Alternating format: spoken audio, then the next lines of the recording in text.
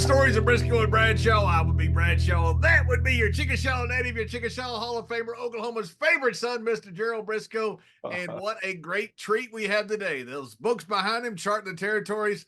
A wonderful historian, a wonderful writer, Mr. Al Getz is joining us. And like Forrest Gump said, life is like a box of chocolates. Sometimes you get those chocolates and they're so nice and they're so sweet. That's having Al on the show.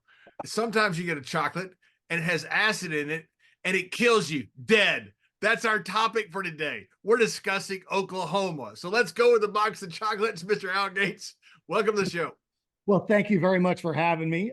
Really great to be on with both Brisco and Bradshaw. I, of course, met Gerald last year in Waterloo at the Tragos Hall of Fame. JBL, I think we had a very brief, I shook your hand, said, hi, I'm Al. And you said, who is this weirdo? Get away from me, nerd. So, but very brief interchange. Hopefully there was a Weird Al at one time. Yeah. So, but honor to be here and honor to talk about the wrestling pipelines that were set up for pro wrestling with the two universities in the state of Oklahoma. Al, it's wonderful to have you.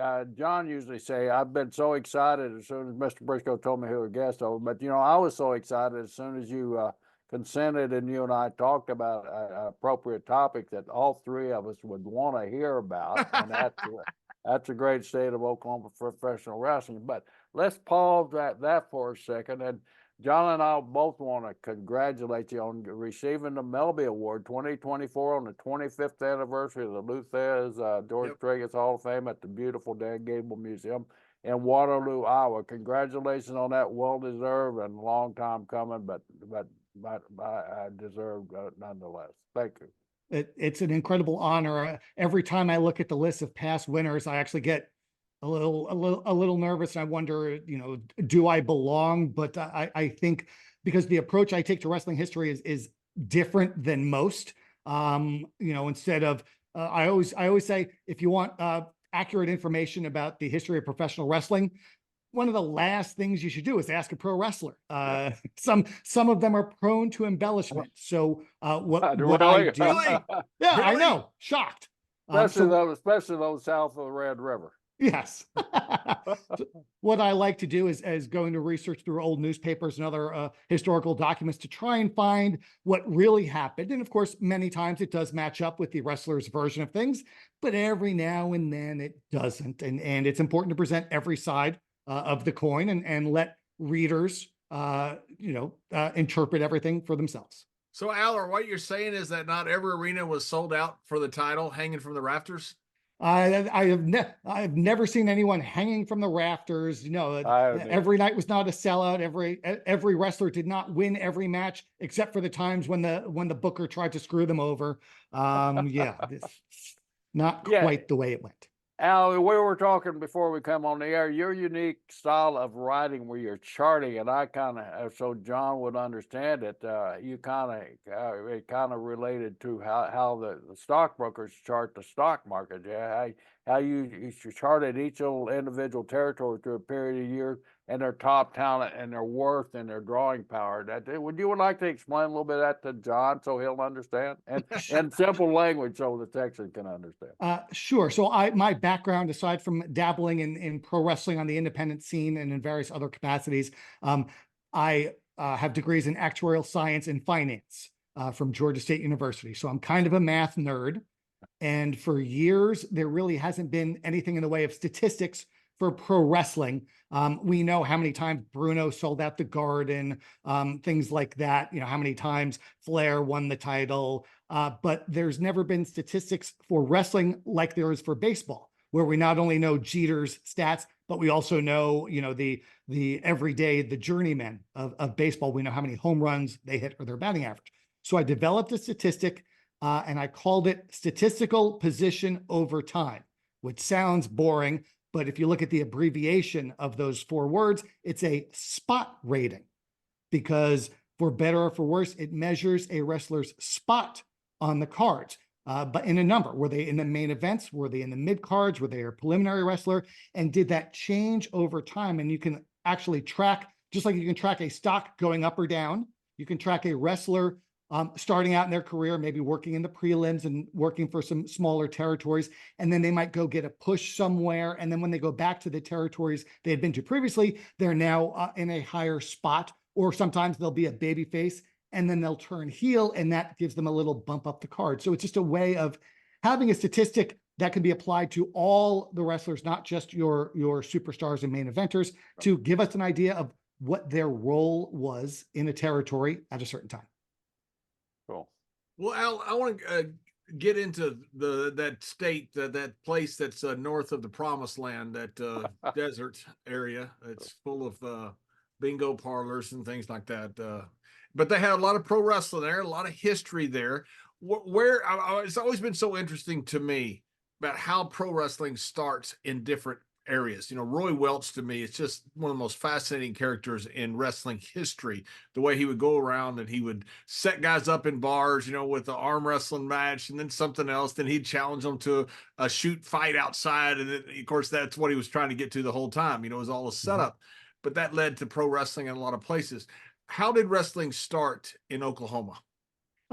As far as the actual beginnings, I probably am not the expert on that. But as far as the first territory to prosper and grow in the state, you have to go back to 1895 in Kingfisher, Oklahoma, where Sam Avey was born. That's before statehood, by the way. Right? So Sam Avey, not only is he not the most famous person from Kingfisher, Oklahoma, he's not even the most famous person named Sam from Kingfisher, Oklahoma, because that's also the birthplace of Sam Walton of Walmart and Sam's Club fame. Wait a minute, Sam Walton was an Okie. Wow, John, you get that? I got that. Eddie moved out. Most of your clothes come from an Oklahoma maker. I buy most of my stuff from Walmart. I do. When I come down to Texas, one thing I love is going to Walmart because I can park right in front of the store like I can't do up in Bethesda, Maryland. Well, you can thank Oklahoma for that, JD. I'm not thanking Oklahoma for nothing, Al. Fair enough. But he actually grew up in Cherryvale, Kansas, and I believe he was working for his family's grocery store. The most famous sports celebrity in Cherryvale, Kansas at that time was Billy Sandow, who at the time was the manager of Ed Strangler Lewis and would later become a member of the Goldust Trio. He lived in Cherryvale. Sam Avey served in World War I, and then Sandow recruited Avey to work first as a referee and later ended up being the promoter in Tulsa. And this was a great place for a wrestling promoter to set up shop because you have access to two very good wrestling collegiate programs. At the time, Oklahoma A&M, which was later known as Oklahoma State, and then also the University of Oklahoma. So, his first big recruit into pro wrestling was a young man by the name of Leroy McGuirk. And Sandow, tell us a little about Sandow. Sandow was the one that tried to get, wrestling after Gotch and Hackenschmidt. We had the World War I, then you had the Spanish flu, and so wrestling kind of died for a lot of reasons after that. Of course, you didn't have Gotch anymore as the big draw, but when Strangler Lewis came along, the thing against him, the knock against him was it was boring. And so Sandow was one of the ones, along with the Goldust Trio, Toots Monts being the other, that wanted to bring more sports entertainment, for lack of a better term, into pro wrestling, right? Yeah, they were sports entertainment at the time when that term didn't really exist. And it leads to a sort of, there are two main factions of promoters in the 30s or so that are at war. And I think Tom Pax ends up siding with Jimmy Londos. And then the folks on the Goldust Trio side sort of get Strangler Lewis back out of semi-retirement. I will be honest and admit that this era is not my forte. I did do some background on Oklahoma specifically, but as far as the Goldust Trio, I think both of you are far more well-versed in that topic than I. And they were in Oklahoma. They had some matches. They had one of the first MMA matches. I feel certain it was a work. They had Strangler Lewis against the boxer in 1921. So you had some matches going on that were billed. Obviously, all of them were billed as shoots, but it was. I feel like there probably were a work, or at least most of them were.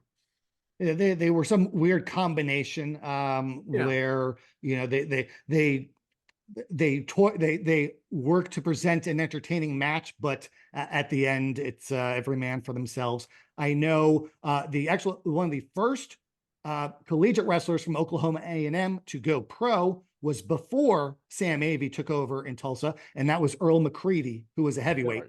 I believe he was the first from Danny's hometown, by the way, too. Okay. Also, okay. Yeah, I believe he was. guy. I believe he was the first man to win 3 NCAA titles in wrestling in college. You could not at this point in time compete as a freshman. They had a separate division. So you see a lot of wrestlers winning 3 titles, and that's because they could not compete in the main NCAA tournament until they were a sophomore. But he turns pro, I think 1930 or 1931. Since he was a heavyweight, he wasn't really necessarily cut out for wrestling in Oklahoma, and he was from Canada. So he ends up spending most of his in-ring career in Canada, also wrestled internationally in Australia, New Zealand. Explain a little bit about that. Oklahoma was known more as a light heavyweight state, kind of like the Carolinas were known as tag teams to a degree as well back in the late 70s, early 80s. It all ties back to the preferences of the local promoter. You're talking about Welch earlier. The style of wrestling promoted by Welch in all the places he had his hands in was a much more fast-paced booking style where you have wrestlers turning each and every week. You have mass wrestlers. You have all sorts of wacky, wild stipulations. And that's what Welch had always had success with. So every time he gets into a new place, he sort of promotes that. And in Oklahoma, the lighter weight wrestlers were the kings. You have a couple of heavyweights that come along, but by and large, you have the light heavyweights or the junior heavyweights, and Leroy McGuirk definitely fit that bill when he came along. And I think you can attribute that, as you mentioned earlier, the 2 universities, what they were producing at the time. The heavyweights weren't really known as guys that go out and give you action, even in the college ranks. Like, we'll get to the great Dale Lewis a little bit later, but Dale, even as a pro, he was just one of those plotters, plotters that took his time, and it seemed like it took him forever to get an arm bar or something like that on you. But the wrestlers that the 2 universities were putting out, and of course Leroy coming along at that time. Leroy was a heavyweight, but he was a light heavyweight also. So let's go on into that. So Leroy was born in a very small town in the southeast corner of Oklahoma called Garvin. When he was born, the population was 957. But for the last 100 years, the population has never been higher than 300. So Wow. very, very small town. Leroy's childhood, his father passed away before he was a teenager. And as his daughter, Mike, mentioned when she was on this podcast a couple of years ago, Leroy lost sight in one of his eyes when he was a child from a swimming mishap. I think the story goes that it was a very small school. So the area where the swimming pool was also, they had other gymnastic equipment. And I guess someone was on, I don't know if it was the monkey bars or something similar, but it was literally right above the pool. And I guess someone slipped and fell and their foot went right into one of Leroy's eyes. So he lost sight from his childhood, ends up going to Oklahoma A&M and wrestling under head coach Edward Gallagher. Right, Gallagher Hall. Yeah, Gallagher had a 25-year run as the coach there. His team won 11 NCAA titles. He was inducted into the inaugural class of the National Wrestling Hall of Fame, which is based in Stillwater. Of course, they also operate the Dan Gable Museum in Waterloo. McGuirk, as a junior, won the 155-pound title. Following year, he moved up to 174 pounds, and he was the runner-up, losing to someone named Robert Hess. So the following year, he turns pro and is recruited by Sam Avey. And Sam is no longer just promoting Tulsa. He's got a full-time circuit in 33, 34. He's got Tulsa, Oklahoma City, Little Rock, and Joplin, Missouri, as well as a few other towns in Oklahoma and the surrounding area. Sam Avey famously said, "I'd rather be broke in Tulsa than live anywhere else." So obviously he wasn't that bright of a guy. But well, he ends up having his hat in a lot of different things in Tulsa. He owns a minor league hockey team. He actually ends up owning the arena. One of the arenas there owns a radio station who broadcasts from the basement of that arena. is also involved with the Rotary and other civic Yeah, organizations. he was a very charity-minded guy. He's apparently a really good guy. I mean, he did a lot for charity, and that was a real passion for him. He spent a lot of his own money on it. A lot of these wrestling promoters were Eddie Graham the same way, Dory Sr. the same way, but Avian and Leroy McGuirk eventually had an annual fundraiser, a show that was held early in the year in Tulsa that would benefit what I believe was called the Milk Fund, which was providing milk for children, for infants. Yeah, and just that went on for years and years and years. I think Sam was also in a business in John's family for me. I think he was in the baking business there for a while, also in Oklahoma. He was, and I think that leads to his retirement a couple of decades later. But in the what business? I'm sorry, I didn't hear it. Banking business. Broke your hearing aid, Ed. Yeah. Yes. Yeah, I think he's vice president of a bank in the 50s and perhaps even earlier. But Leroy, and again, remember, he's doing all this with only one good eye. He wins his first title in, I think, 1934. And this is a time where there's a few different world titles for the lighter weight wrestlers. There's not really, there's, I think, 3 different ones going around. This title that McGuirk won was one that had been previously held by Wild Red Berry, one of the original wrestling managers, but also a great wrestler, and also Danny McShane, a great wrestler, but also one of the great bleeders. You know, the great thing about Leroy, he would have all these guys back where I remember meeting Wild Red Berry, which I was a kid, you know, just starting and dropping Missouri. Red Berry owned property up in Branson. I think it was when Branson first opened up, and he would come down. He would always bring it, like he brought Jack Pfeffer down to the Joplin arena a couple of times. It was always so cool because Leroy had that contact with a generation or so before I got in the ring. I always enjoyed meeting those guys. Yeah, I think he was from Pittsburgh, Kansas, which is right in that little corner where it borders with Missouri and Oklahoma, maybe even Arkansas.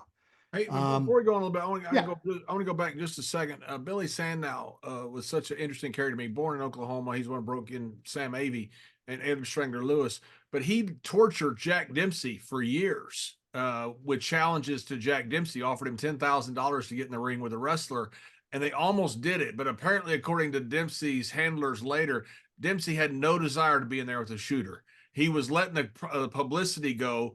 But Sandow was, when he first broke in, we went up to Columbus, Ohio, Sandow would take on anybody from the crowd for $1,000 offering, you know, which, you know, he was a pretty salty guy. So Sam Avey getting broken in by Sandow was broken in by a true legend. And Sam Avey then, what did the territory look like? They didn't have, it was before television, I would assume, you know, television really came around after World War II. How was the promotion? Was it all just newspapers, same as boxing and magazines?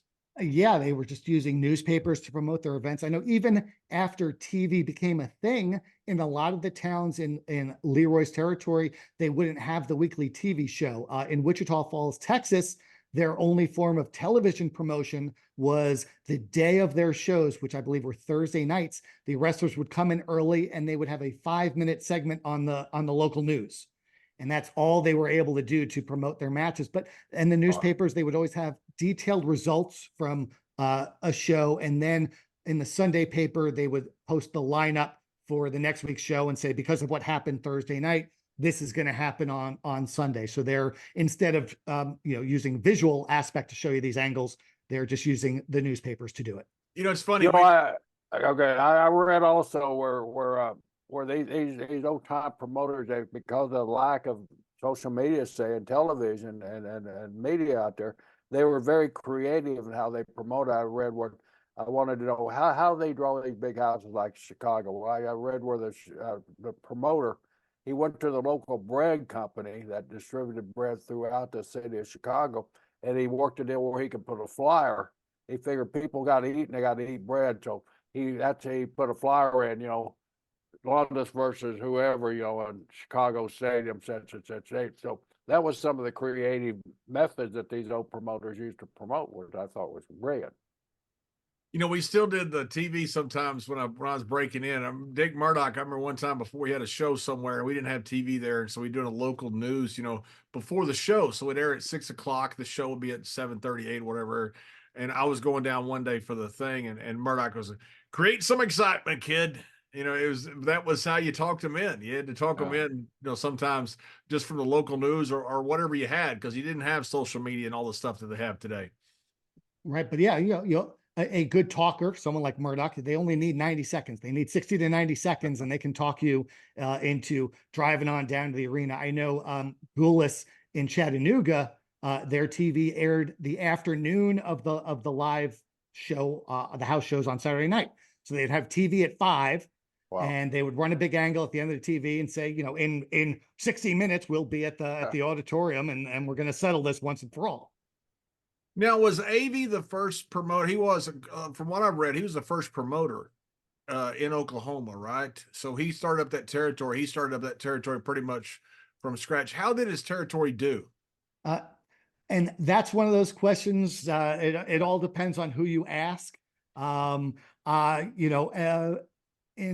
In Tulsa and Oklahoma City, there are times when they're drawing 5,000-6,000 for big shows. If a big angle happens or a big match comes in, by and large, my guess is it's somewhere more around the 3,000 range for a typical show in those cities. In the cities like Joplin, and then some of the smaller towns in Oklahoma, like Shawnee and Bartlesville, they're probably drawing 1,500 on average. Little Rock, Arkansas probably did well, but the other towns in Arkansas, the next biggest town is much smaller, and that's Fort Smith, Arkansas. And then you have Hot Springs. So it's one of those deals. They're probably paying just enough to the top guys to keep them there, and just not enough to the guys underneath so that they'll stay there for a few months and then move on to somewhere else. Yeah. Was Oklahoma always considered one of those transit type territories? It seems to be the case. Again, it's if you get over big and if you're liked, you can homestead there and make some good money. But by and large, it seems like this is a place for guys to get some experience, to work against some new faces, to network with some new wrestlers and promoters, and get their stuff in and then move on to somewhere else. I know Bobby Shane early in his career had a couple of trips through Oklahoma where he's not losing a lot of matches, but he's not getting a big push. He's just getting experience because I think from day one they had seen something in Bobby Shane, so they're just sending him around to get his feet wet. Which is, by the way, is where King got his crown. Yes, Jerry Lawler got his crown. Literally got his crown from Bobby Shane. Bobby Shane gave it to him. He took the gimmick, and Bobby then was killed in an airplane crash and never returned. So King became the king. Yeah, Shane started using the King gimmick in 1971 in Gulf Coast. Wow. Earlier around that same time, Thunderbolt Patterson was actually in East Texas as a heel doing a King Thunderbolt gimmick. Right. I wish there's video of him doing promos as a heel with a crown and all that. That just sounds like, because that man has the gift. He still has the gift. Just recently, we got to see him. Yeah, one thing you're an expert at is the territories. So is the 1930s, you talk about, that's when Sam Avey started running, and had his territory kind of established. Was that when territories started popping up all over the country? It seems like when wrestling got big nationally on TV is when there's a lot more promoters sort of consolidating their turf, as opposed to a handful of promoters running large portions of the country. Things seem to consolidate when wrestling gets on the Dumont network. So we're talking, I think, the 40s at that point. But as early as the mid 30s, Avey's got a circuit, and he is by and large using a troupe of wrestlers that are working for him primarily. And I think that's sort of when you start to see that happen. And then, of course, in the mid 40s, when wrestling gets big on TV and the NWA forms in 47, 48, that's when there's even more separation of these geographical areas where this is Avey's turf. This is Geigel's turf, or Gus Karras's and George Simpson's turf. This is Eddie Graham's turf, and so on. So in the 30s, off the top of your head, I'm going to ask you something that didn't tell you I was going to ask you. So off the top of your head, how many circuits were there that you can think of around that where a guy could go, or lady, but not many ladies wrestled back then, but where a guy especially could go and wrestle somewhere and then go somewhere else? How many circuits were there, and who were they? Who were they? I couldn't help you with, but educated guess in the vicinity of a dozen. I think and that number grows significantly over the next few years. But like I said, initially, there are just guys promoting in one or two towns and just, using whoever they can. When wrestling gets big on TV, the guys that are on TV out of Chicago, like Burgess George and I think Vern Gagne, and local promoters will just want to use them. And I think you have a couple people. You have Tex Hager had a large area of land in the Northwest, Idaho, even stretching a little further east and all the way west.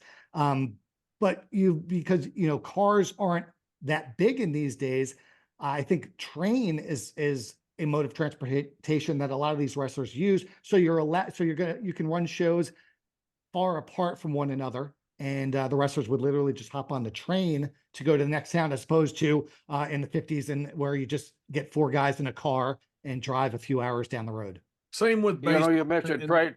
Go ahead. Same with baseball and the black leagues in baseball. They're famously they built their leagues around where the trains went, right? Because they didn't have much option of doing anything else. So a wrestler in those days, how are they making money? I mean, are they just traveling from circuit to circuit? Are they just wrestling in a few big areas that have other jobs? I wish I had factual information to answer that. I just don't know, other than they made it work somehow. I guess, depending on where you're at, you could work during the day, doing some manual labor and go to the show that night. I just don't know how they did it, but there were also much fewer professional wrestlers at that time. Nowadays, WrestleMania, how many matches did they have over 2 nights? 15, something like that. Back then, a lot of these house shows had 2 matches, 3 matches, and might have as few as 4 wrestlers on it. So there are less wrestlers, therefore there's more money for them to get from the gate, because it's split 4 ways instead of 16 ways. And somehow, some way, these guys were able to patch together a living. But I view it a lot like the Wild West. It is every man for themselves, and wrestlers would go wherever there might have been money. And guys like Jim Londos, Strangler Lewis, would they make appearances in the Northwest? Would they make appearances in Oklahoma? Strangler absolutely did. These guys they're going to go anywhere there's money. I know famously, when Strangler was managing, I believe it was Fez, Strangler would actually show up by train 3 days before the match and spend 3 days just doing local publicity and promotions. But they literally would set up, a press conference at the train station. They'd have the little podium set up, and he'd get off the train and get up on the podium and talk about how Lou Thez is going to be coming to Tulsa on Monday. So then, how did Leroy McGuirk end up getting? He got recruited by AV, right? And then he was a wrestler for AV. He was a great amateur wrestler, by the way. He was a junior heavyweight NWA champion, and then he ends up losing the eye. That's when he became brought into the office. Is that correct? I believe he had a small piece of things prior to that, whether it was something he bought into or was given for his loyalty, because he stayed with AV for a while. He is almost certainly having a hand in the booking and in the booking of what would become the NWA World Junior Heavyweight title after 1948. But recall, he is doing all this with only one good eye. And then in 1950, AV is actually expanding his territory. He's actually moving north into Springfield, Missouri, south into Wichita Falls, Texas, and even east into Memphis. This is before Gulas is running Memphis, and that would be several years later. So, was Mississippi part of that too, Al? Mississippi, at times it is, at times it isn't. Both Mississippi and Louisiana are the hardest ones to keep track of, because it seems that guys just come and go. I know McGuirk tried to get into Louisiana regularly for years, and Well, it that was didn't my really. first territory he sent me was Louisiana. He had just purchased New Orleans and Baton Rouge, and That was it's 68, 68, it's 69. He 19, set up Billy right when I Gold. started. Yeah, they didn't want me staying in Oklahoma and getting beat on TV every week, so they sent me to Louisiana to get beat every Yeah. week. So how'd you like Leroy, Jerry? I loved Leroy. I mean, Leroy was such a fan. Well, he was a shooter, so but So of I course loved he him. liked I him. mean, You guys all sat around and talked shooter we talk. Oklahoma State guy, and but we would just sit there and BS and just listen to. I loved going. I had an apartment like 2 blocks from the office, and I was a rookie. I was a young guy, so I wasn't. Everybody said you go in the office every day, you kissing ass. I was going to listen to Leroy and Leo Voss's old road stories, and what you mentioned about trains. I heard more damn train stories than I care to remember from those two, but that's how they got around. But I got along great with Leroy. And Leroy, I mean, he took care of my brother and I. He'd try to take care of us on TV as much as he could, but then send us to the places where he thought we could survive at times. And he said Jack went on the most miserable trip Jack ever had. We almost lost him in the business. Was he sent Jack to Nick Goulas in Tennessee for some reason, and a boulder fell on Jack's car and crashed Jack's car. The only thing Jack had. I think Sputnik loaned him $35 because Goulas wouldn't give him any money in advance because he knew Jack would take the money and buy a train ticket and go back to Oklahoma. So Sputnik fronted him up $30. Jack kept it in his wallet for like months, and finally he said after the rock fell on his car, that's when he decided I'm going. He went back and he was going to finish school and become a school teacher. So, How did a rock fall on his car? They were driving over mountains. There are mountains in Tennessee, John. And then when I told that story to Lawler said, "I bet you I can tell you about the same location that it happened." Really? I guess yeah. Right? Did you ever hear that, Al?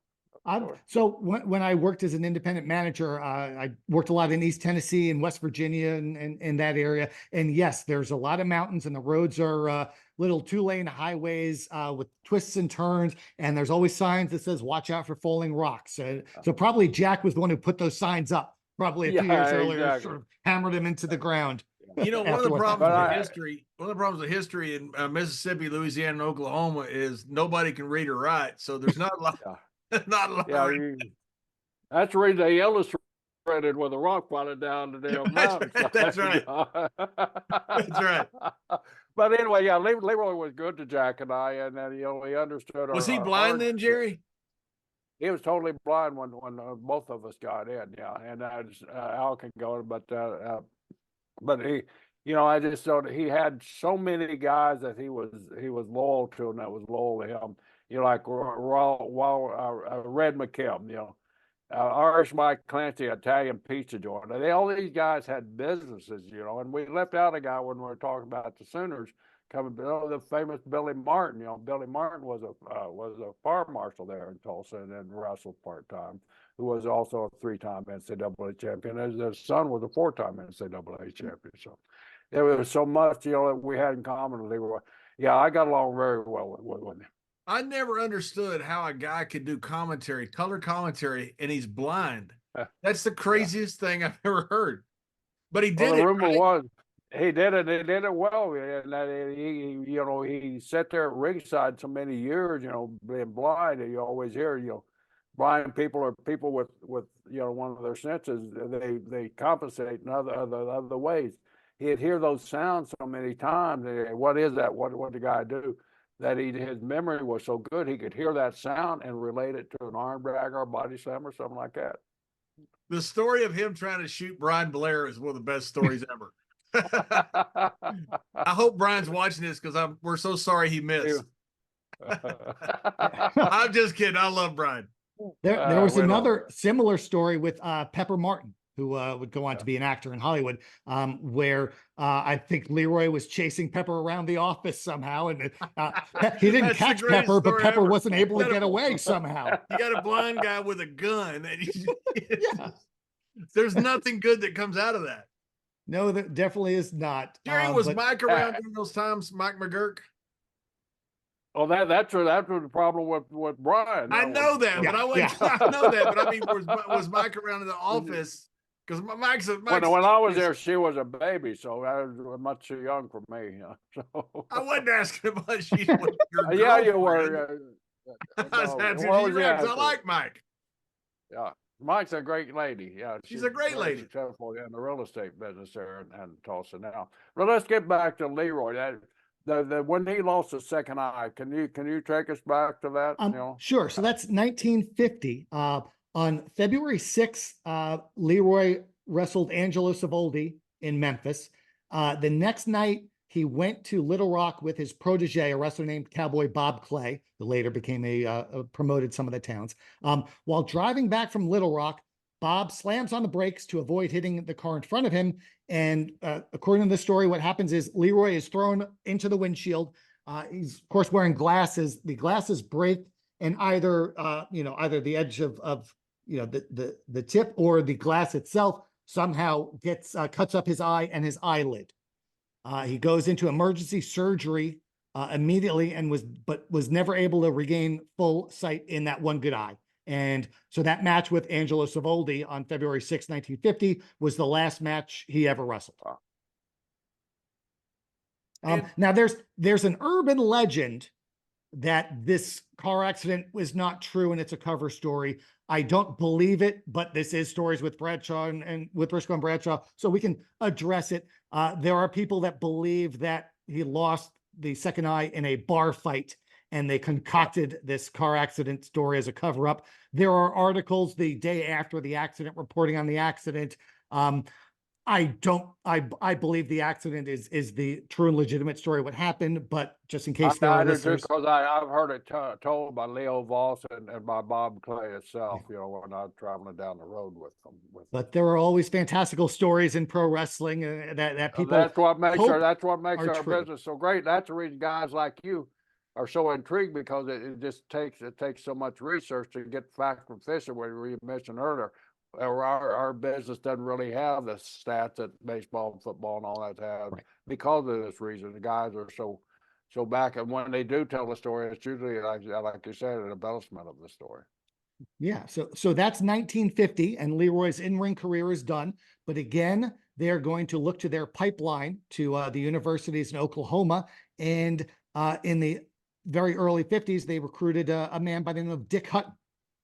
Right. So Dick, JBL, you'll appreciate this because Dick was born in Amarillo, Texas in 1923. God bless Texas. God bless Texas.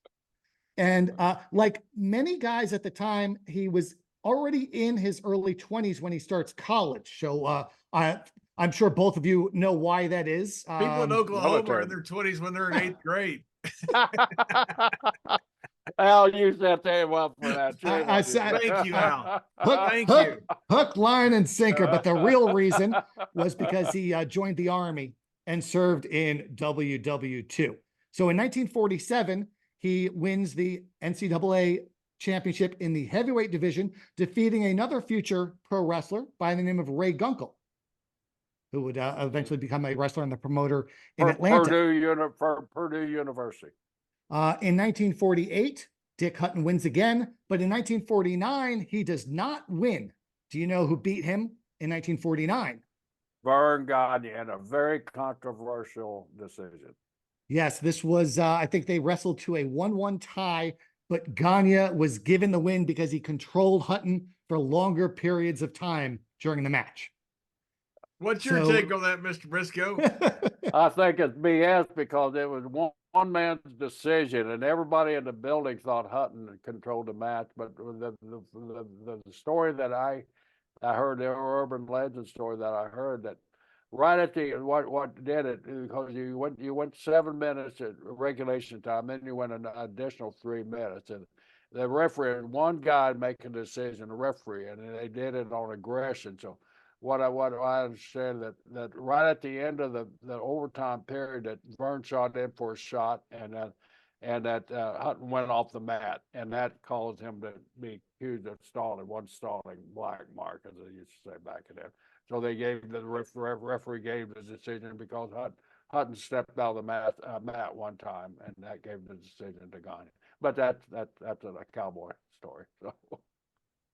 So what's the true story on Dick Hutton? There's a lot of legends about him. Obviously a great wrestler, NWA champion.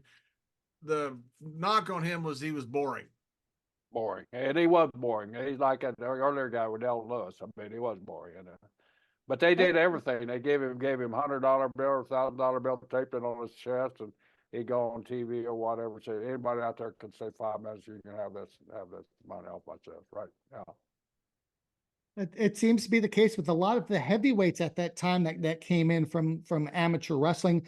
Obviously, Vern was the exception. We talked about Vern beating Hutton. Vern had moved up. He had won the lower weight class the year prior and decided to move up to heavyweight for his senior year. But a lot of the heavyweights coming out just weren't as athletic. And they're big old farm boys, most of them from Texas, like you said, Hutton, so they're boring as hell. So he starts in Tulsa in 52 or 53, but again, both Avey and McGuirk are promoting what they know, which is the lighter weight wrestlers, and Hutton just doesn't quite fit, not just for any, as you mentioned, charisma issues, but just looks wise. They really don't have anyone to put him up against that would look competitive. So he ends up going all over the place, wrestles in the US and Canada. As you mentioned, JBL in 1957, he beats Thez for the world heavyweight title and holds it for a little over a year. As a matter of fact, he was handpicked by Lou Thez, correct? Because Lou, he was a big guy, a shooter, and Lou wanted to lose somebody big and shoot. I hadn't heard that specifically, but I do understand that Lou had a lot of say at this point in time. That was from what I've read and heard. That was my understanding as well. Was that Thez loved him because he was the big time shooter. Yeah, so we might not like the big guys, but a lot of the fans like the big guys. I know in boxing for many years, the heavyweights were always considered the stars. And here, in pro wrestling, aside from Oklahoma, amateur wrestlers that don't have the size aren't going to get the pushes that a Dale Lewis or a Bob Roop is going to get. You look at guys like Tony Charles, Les Thornton. They're technically proficient wrestlers, but they don't have the size. Whereas Dale and Roop and Billy Robinson are heavyweights, and with this, with more technical ability, but the same, similar skill set, they're going to get bigger pushes just because they've got the size. But in Oklahoma, for some reason, that was the opposite, and that boded well for a guy who, at the time, when Hutton was winning his titles in college, he was winning titles in high school, and that is young Daniel Allen Hodge. Mm-hmm. Before we get to Danny Hodge, I want to talk about one of the most famous Native Americans from Oklahoma, and that's Billy White Wolf. Yes. Actually, he came from Houston, Texas to Oklahoma State. That's right. Yes. How did he get? He was Saddam Hussein's classmate. We're talking about Sheikh Adnan El-Casey. Talking about Saddam Hussein's classmate in Iraq. He comes to Houston on a football scholarship or something. This seems crazy to me. You go back to Alan Rice or Al, of course, right? His involvement in Casey, right? Alan Rice, the guy from Minnesota. He's the one. He's actually brought Casey over here. Was that the same one that brought Sheik over here a few years later? Yeah, it sure was. Yeah. Okay. But he was responsible for bringing Adnan over too. He was an old man from Minnesota working over in the Middle East over there, and he met Casey, and Casey played American football. They come from a pretty good family, so he was playing American football. So Alan wanted him to come over and kind of coach and be integrated into U.S. Wrestling. So he brought him. He got him a scholarship. He was a good friend with the head coach in Houston. Casey got over and he hated American football as it was here. He thrived over there, but here where everybody was playing football from youth, opposed to over where he's from. I want to go back to wrestling. So then they got him a scholarship at Oklahoma State, and that's how he went up there. And then he was the first. By the way, he was the first professional wrestler I ever met in my life. Really? And the first foreign wrestler. He was renting one of my friends, Hudeberg twins. They were twins, and they had a garage apartment they rented out to college kids. So we're sitting out there in Oklahoma. It's snowing like crazy. I mean, it's cold. And then it comes out, it's up, and it comes out on the deck without a shirt on. And he's out there, and he's tasting the snow. He had never seen snow before in his life. And he was out there tasting the snow. I thought that was the funniest thing I'd ever seen. And Huberg took me up when we met him, and he told stories and everything. He was a fascinating guy, even back in those days. Yeah, it's such an interesting thing because he wrestled 1971. He wrestled Andre in Iraq. They had pro wrestling there in Iraq. He was a huge star with Saddam Hussein in attendance. I mean, it's a pretty unique story. And in the meantime, he was partway in there. He was a Native American for a short time. In the U.S., he wrestled as Native American. Billy White Wolf, but he goes 70 or 71. He goes back to Iraq. At this point, Saddam, he had gotten involved with the opposition to the leadership of Iraq, and after a bloodless coup in 1971, Saddam is the vice president of Iraq, and Al-Casey pretty much invents the concept of big-time professional wrestling over there. As you mentioned, brought in Andre. The story goes that he and Andre were supposed to have a 3-match series. But during the first match, where of course Al-Casey would win in the end, but during the first match, the crowd was so rabid and so vociferous in their hatred for the foreigner, Andre the Giant, who I think was still billed as Jean Fer, that they might have called an audible during the match and had Al-Casey win decisively enough that they wouldn't need to have a rematch. Because I think the story, they were going to have Al-Casey go over controversially the first time, and then Andre win the second time, building up to Al-Casey finally winning the third. But they realized if they didn't do a clean finish here, just like when Ric Flair went down to face Jack Veneno a few years later, they had to call an audible on the spot because if the crowd was fixing a riot if they didn't get the result they wanted. And for those that aren't aware of that, tell people where that was and all that with Flair. Veneno, Gerald, do you off the top of your head, do you remember? Was that San Domingo? I forget, and it's really funny because actually a neighbor of mine is from there. I'm Googling it real quick. From the Dominican Republic. Somewhere in the Dominican Republic. Flair was going down there to do a title defense against the local hero, Jack Veneno, and Flair, of course, was supposed to retain the title, but the fans were, the two of you, of course, wrestled for many years. I dabbled in indie wrestling. You can tell when the crowd is just mad and booing the heels and enjoying things. And you could tell when it gets that silence, that scary, you get a little word, right? Yeah, that's right. You can tell when things are about to get real. And so the story goes that Flair realized that if he leaves with the title, he will not leave. He's not leaving with the title one way or the other. So they call an audible in the ring. Veneno wins the match and the title. And they just, when Flair comes back to the mainland, they just concoct a story to say that the NWA overruled the decision, blah, blah, blah, blah, blah. But a neighbor of mine years ago, I was at a restaurant talking to him, and I mentioned that I was, a wrestling historian. And he says, "Oh, then you must know Jack Veneno." And in his mind, any wrestling person would know Jack because he was a former world champion. Like, we look at this as an asterisk. In the Dominican Republic, they do not. They view it as their local hero won the world heavyweight champion, legitimately, and was one of the greatest wrestlers of all time. So it's just really interesting to hear his viewpoint on that. And what a small world. I mean, you're where in North Carolina? I was in Atlanta. I'm in Atlanta. This was shortly after I moved to the place I live at now in Atlanta.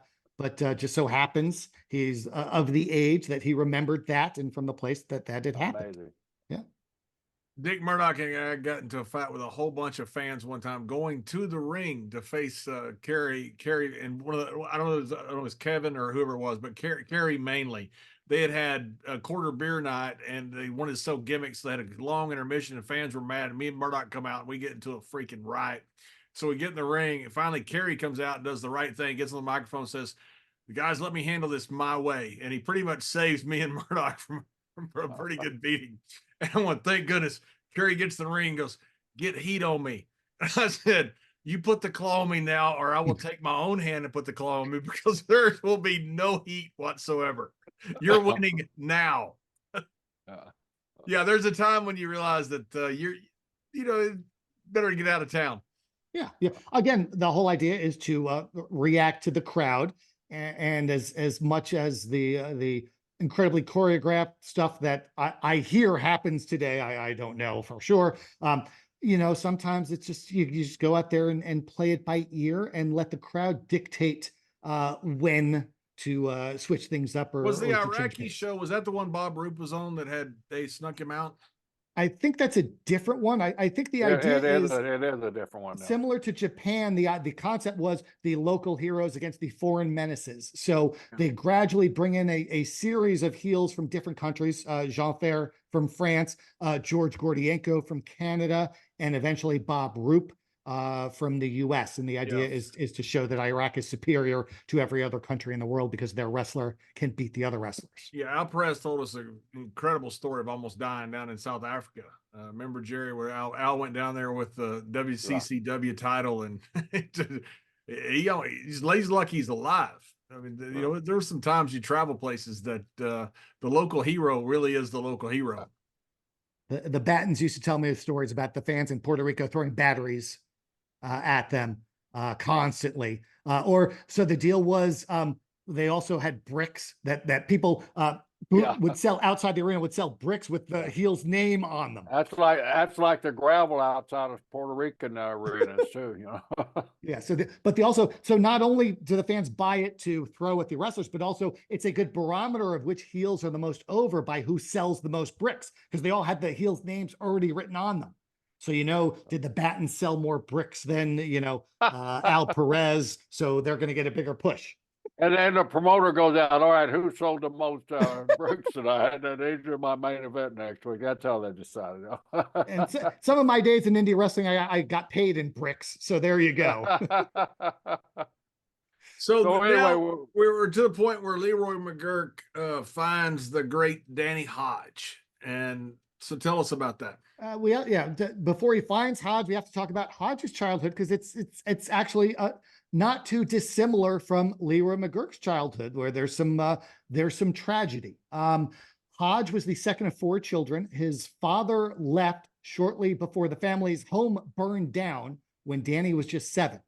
The fire caused severe burns to over 70% of his mother's body, and she would be in and out of hospitals for the next 2 years. So the 4 kids are split up, and Danny goes to live with his grandfather. It's apparently not the best upbringing for a young boy, and so just like Leroy overcame tragedy and found solace on the wrestling mat in high school, so does Danny. He grew up in the small town of Perry, Oklahoma, also home to another future pro wrestler by the name of Jake Hager.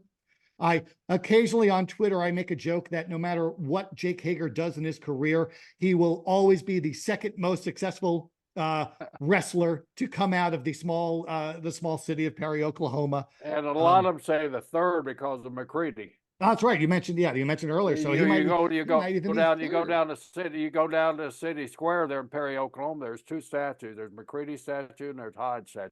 They haven't erected the Jake Hager one yet. They will. They're probably trying to find the right hat to make this to put on top of the sculpture. We need to lobby Oklahoma. We need a Jack Hager statue in Perry. Yeah, we need a Jack Hager. Come on, Perry, get us to Jack Hager. I was just in Milwaukee, but I didn't get to go to see the Dick the Bruiser statue that they put up there. I've been to the Fonzie statue. Arthur Fonzarelli. Have you seen the Hackensmith in Iowa, in Humboldt, Iowa? I have not been to that one, so I'll have to put that on the list. Well, this year when you go to Waterloo, you might get time to go over to. Yeah, how far is Humboldt from Waterloo? It's a couple 100 miles, I think. Okay. I'm not sure. I'm trying to talk Mr. Brisco into not dying this year at Oklahoma in Iowa. We'd like to see you at all the events and not have to worry about, oh God, Gerald's not here. What happened? Yeah. He's at the hospital down the road. Don't worry about it. You drank that Dan Gable beer, didn't you? That's it, man. Dan Gable beer kicked my ass, man. The only time I'll ever kick my ass. So I'll get in trouble with that. Hospital food was terrible and expensive. Oh yeah, I'm and, sure. well, John came over and visited me. He was one of my frequent visitors there, and he actually ordered a hospital food with me, so he knew what I was eating. Yeah. Probably not So good anyway, where food. were we? So We were talking at about, we were at Yeah. Danny Hodge. we're at Danny Hodge. So in 1951, in high school, he wins the Oklahoma State tournament at 165 pounds.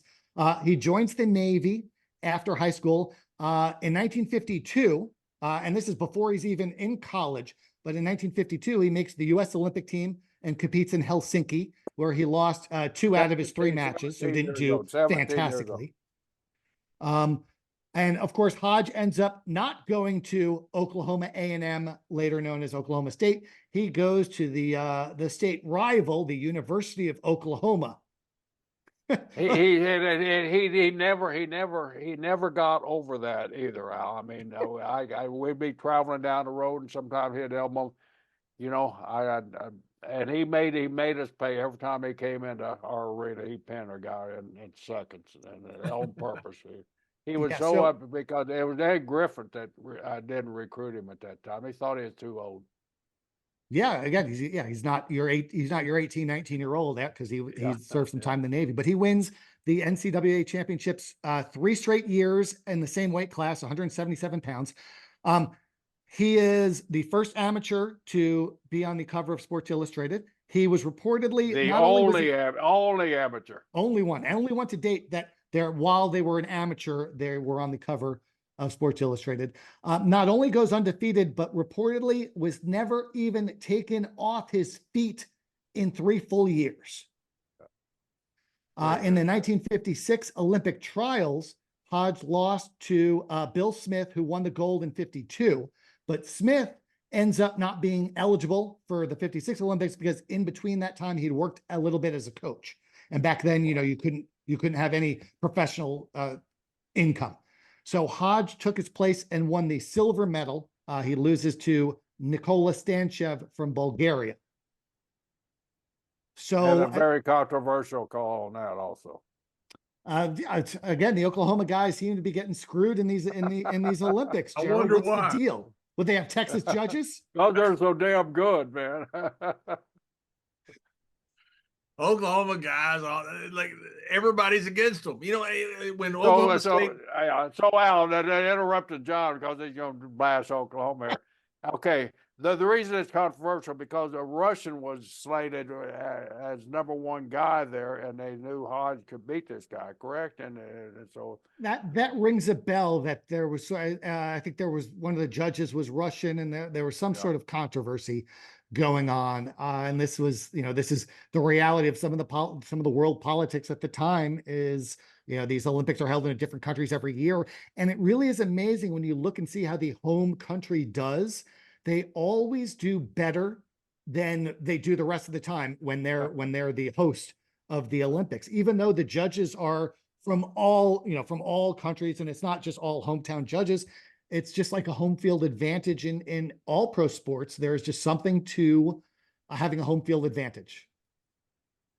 just like when the basketball players got beat, I mean, that was the home call. They're on the Russian side, on the basket that never happened, or at the end of regulation, whatever it was.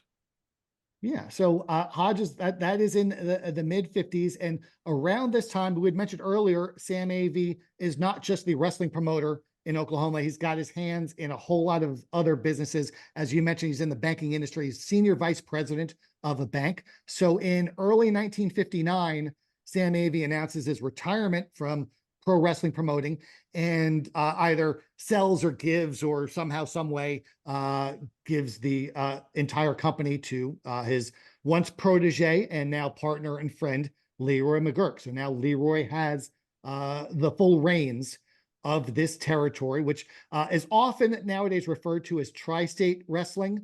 But as best I can tell, that name was never used until 1979. And in fact, I was going to ask you that because when I was working, I never knew there was a name to the company. It wasn't. It was just like so many others. It was Championship And Wrestling. we didn't get paycheck back there. We got envelopes full of cash. Yeah. So there was never any checking.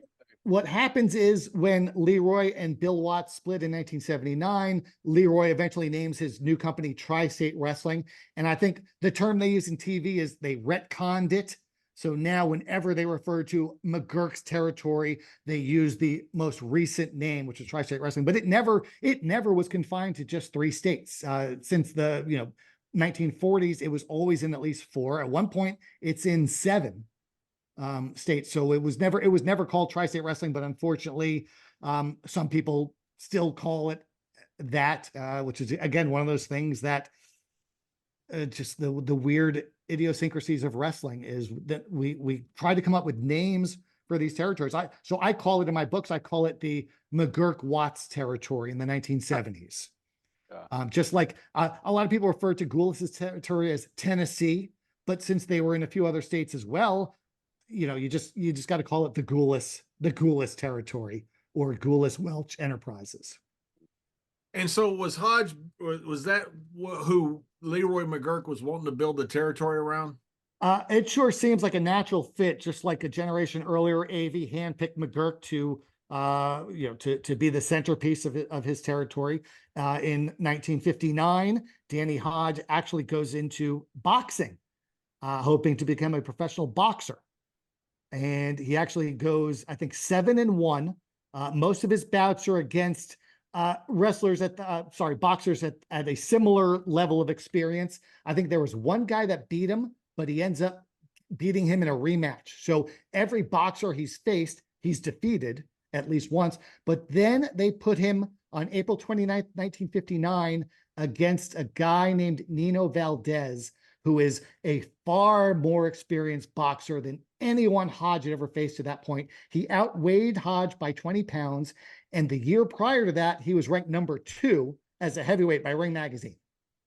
So whether this is, all right, we built Hodge up and now it's time for him to, get beat up and so we can build up Nino Valdez for a shot, or whether they truly thought maybe Hodge has a chance. And man, if he beats Valdez, who is on the downward swing of his career, then Hodge is a made man.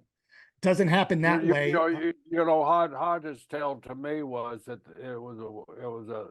the corner man cut his eye because they wanted a rematch. They wanted to build a guy up, okay. And so Hodge said his own corner man actually cut his eye, and that's the reason they stopped it for blood later on in the bout. As much as I know about boxing, that wouldn't surprise me at all. There are just so many stories of shady dealings in boxing, or times where a match is fixed, but only the guy losing knows that.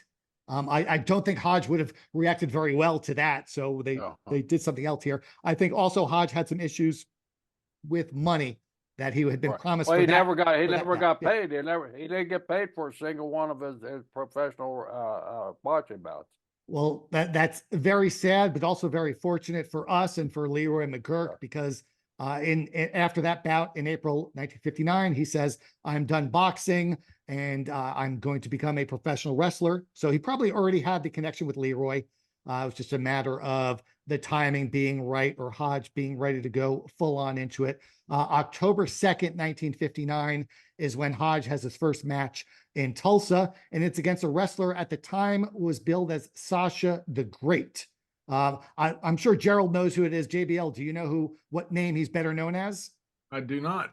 He's one of the great belt makers of the generation before Reggie Parks. Does that help? No.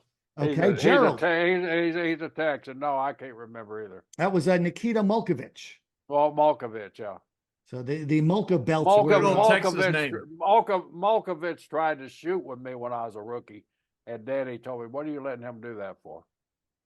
Really? That's what Danny told me. Never let anybody out wrestle. That's your gimmick. Because they test you. We were jumping.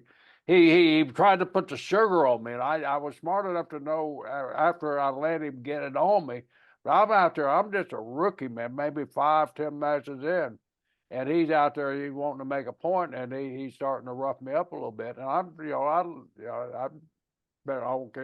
used to rough stuff, so I'm going along with the rough stuff, and all of a sudden I'm feeling, man, I know what hold he's trying to get on me.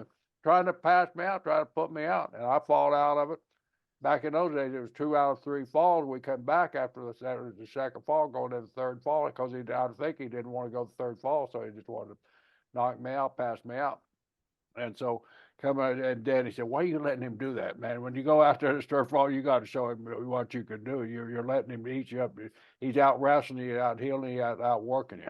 Never let anybody out wrestle you. I never will forget those words." So I went back out there. I beat the holy crap out of him. He come back. I never had another issue with him, though. And do you think he was mad, or do you think he's like, okay, this kid's got it. Now I respect him? I get it. That's probably part of it. Yeah. Because he never tried me again, though. Yeah. Okay. But it was because of Hodge. Yeah. So Hodge turns pro in. I think you were just picking on a Texan. Yeah. Fall of 59, he turns pro. Now, remember, in 1950, Leroy McGuirk's last match before the accident was against Angelo Savoldi. Well, in 1959, guess who the NWA World Junior Heavyweight Champion is? Angelo Savoldi. So Hodge meets him for the first time a couple of months after his debut. They meet several more times over the next 6 months, but they're set up for a big match on May 27th in Oklahoma City, where both men are going to wear boxing gloves. And this was something, yeah, this was something that had become Hodge's sort of specialty stipulation match because of his boxing background. When the feud, reached a breaking point, they would put on the gloves. So a fan, or what they thought was a fan, hit the ring and stabbed Savoldi with a penknife. But this was no ordinary fan. This was William Hodge, Danny's father. Now, recall, his father had actually left the family when Hodge was a kid. When Hodge started wrestling, I believe in college, they did reconnect somewhat, and his father would attend the wrestling meets in college and some of the pro matches. I in my head, I picture, I'm gonna upset both of you. You're Oklahoma and Texas. I'm gonna talk about Alabama for a little while. The movie Talladega Nights with Will Ferrell, where he kept leaving the ticket for his dad, but the dad would never show up. In my head, it was like the same kind of thing with Hodge at some point, but his father, fortunately, did show up, but unfortunately got a little carried away and stabs Savoldi pretty good. He misses like 6 weeks of action. He threatens to sue everybody. I don't think he ever actually did, though. I think Leroy stepped in and stopped that. Again, how does Leroy know what's going like? Sure, you said he had a keen sense of hearing, but he couldn't know what being stabbed sounds like unless that happened before too. Right. So who knows? But they build to a rematch, and in front of 6,000 fans, which, as I mentioned earlier, for Oklahoma City is pretty much the maximum. The biggest crowds they'll have. Hodge, of course, loses the first fall in a 2 out of 3 falls title match, but wins the second and third by pinfall, wins the World Junior Heavyweight title, and he would hold it for, out of the next 13 years, Hodge is champion for 11 of them. Wow.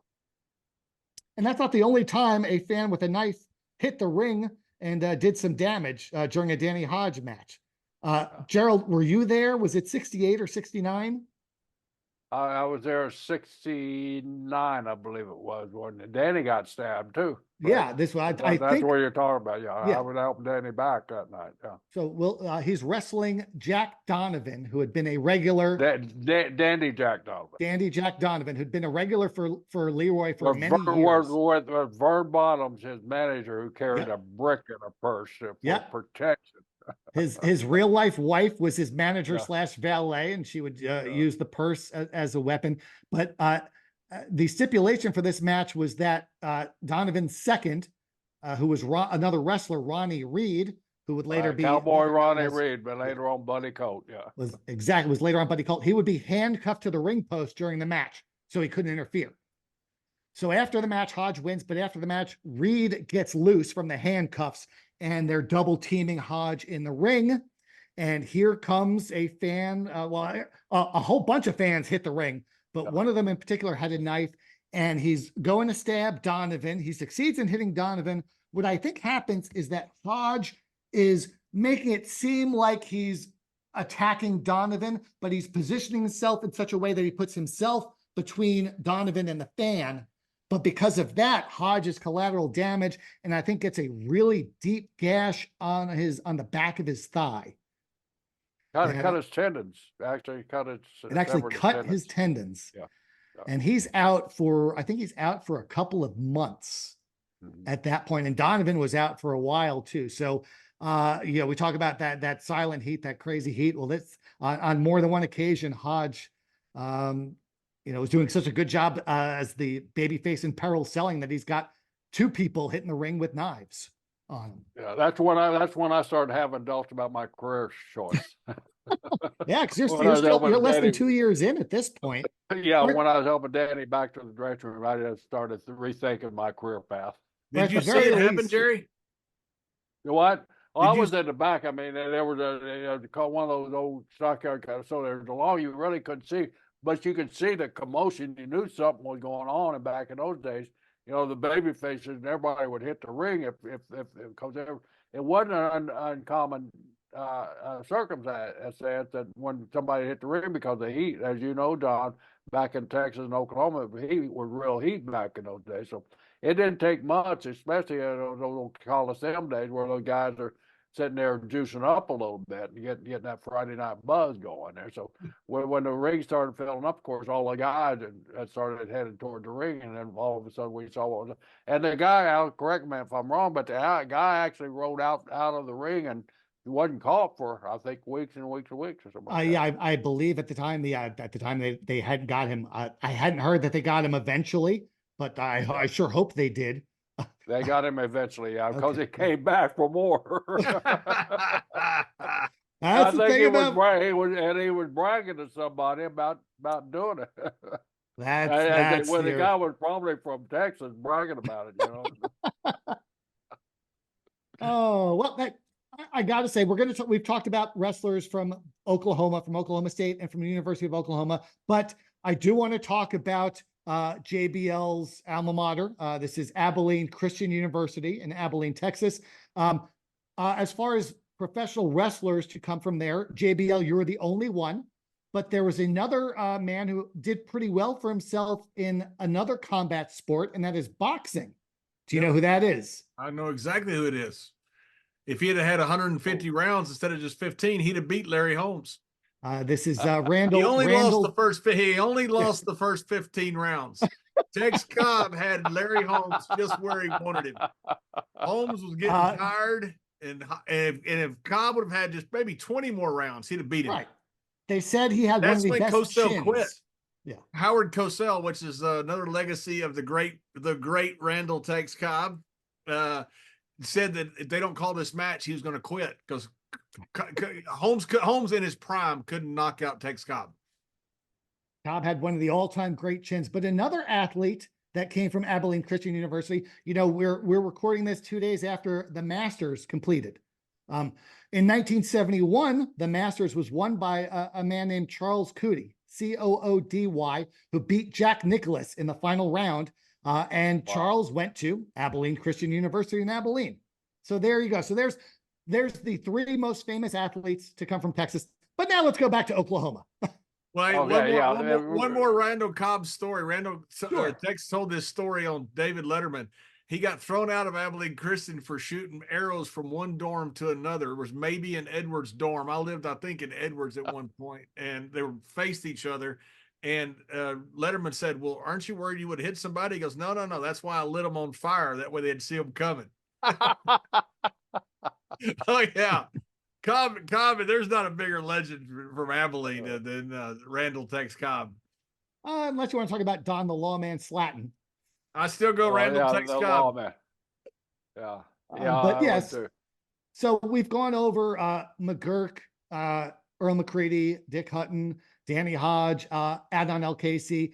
Some of the other wrestlers, we've, of course, touched on the world famous Briscoe brothers. I got a couple of stories about the Briscoes. So first about Jack. When Jack won the NCAA title in 1965, he actually defeated another future pro wrestler in the second round. And that was Larry Lane from Northern Colorado. Red Dog Lane. Red Dog Lane had big runs in Amarillo and in Stampede. in the mid to late 70s, early 80s. Jerry, who was it just now telling us the Larry Lane story a few weeks ago? I don't know, but Larry was the only one Jack didn't pin in an NCAA tournament. And Jack accuses him of wrestling like a turtle, and it always pissed Larry off, which I could tell that. Yeah, story. but Larry Lane's tag partner down in Florida, who was it? He was on our show just a few weeks ago, and he's was it Garvin? It may have been Garvin. Where you and Jack told him to stay out of the ring. You don't want none of this. Oh no, that was our buddy Black Bart.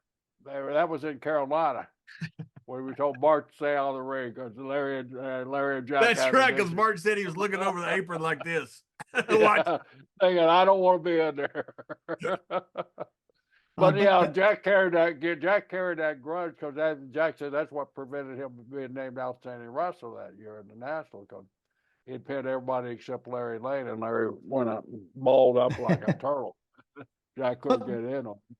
One of the interesting things I learned from Jack Briscoe's book, which is right there, he might not have gotten into wrestling had it not been for his younger brother who took up wrestling in school first. Is that correct? Yeah, that's correct. Yeah. Okay. So, and in that book, he tells a story. You chose to compete in the heavyweight division of a tournament at school, even though everybody else in the tournament outweighed you by like 20 or 30 pounds. So you make it to the finals.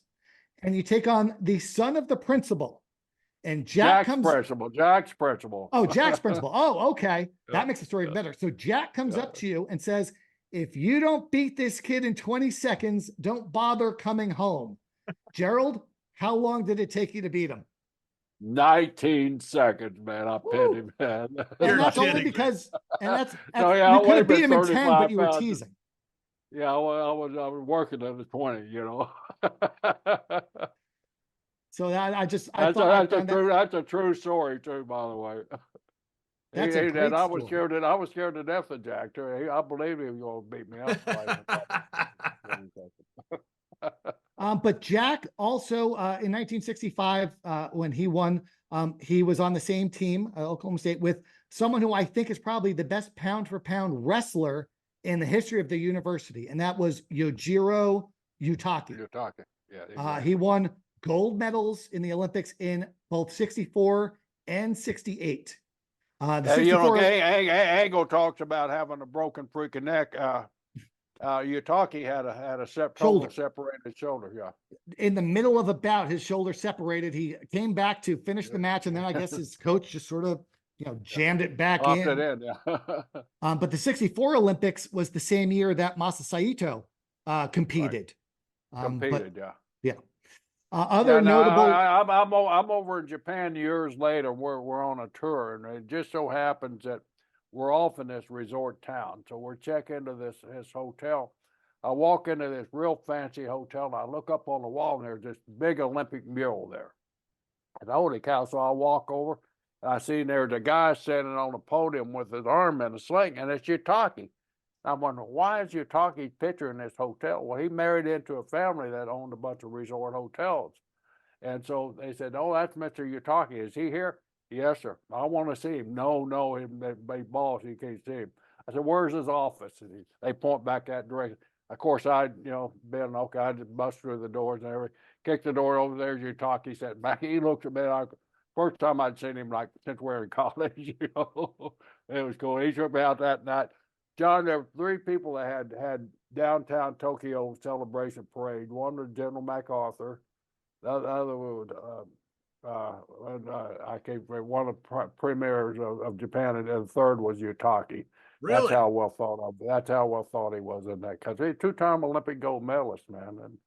And he didn't even want to go into wrestling. He originally wanted to go into judo, but they said he was too small. Yeah, yeah.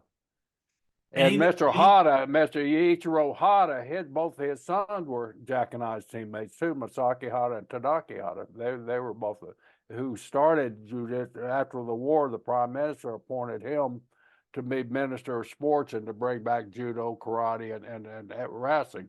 So Yojiro Uotake is the one that started all that. Gave license to Ricky Dozan to start his company and the Giant Bubba and all that stuff. But his 2 sons were our teammates at Oklahoma State University. So did Utoka, did he do much in pro wrestling? He's such a legend that he just married wealthy and retired. Well, he was 133 pounds, so Oh, Yeah, gotcha. he was in the lightest weight class. yeah. So certainly in the States, there probably wasn't any good path for him in pro wrestling.